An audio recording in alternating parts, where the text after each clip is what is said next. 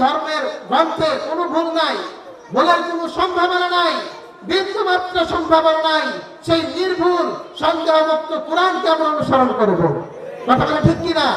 এই জায়গায় যদি আমরা আসতে পারি তবেই আল্লাহ যে বলেছেন যালিকাল কিতাব লা রাইবা ফি, এটা সেই কিতাব।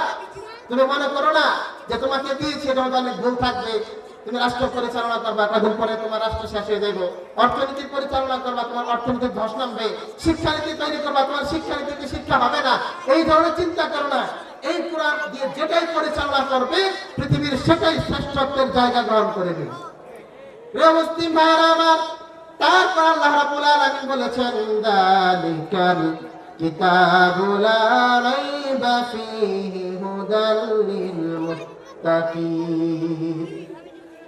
আল্লাহ তাআলা বলেন, প্রিয় বান্দারা আমার, তোমরা আমার কাছে দোয়া করেছো, তোমরা আমার কাছে প্রার্থনা করেছো, তোমরা আমার কাছে চেয়েছো হেদায়েত। আমি তোমাদেরকে কোরআন দিয়েছি, নির্ভুল একটা কোরআন দিয়েছি। এই কোরআন তোমাদেরকে হেদায়েতের পথে পথ দেখাবে।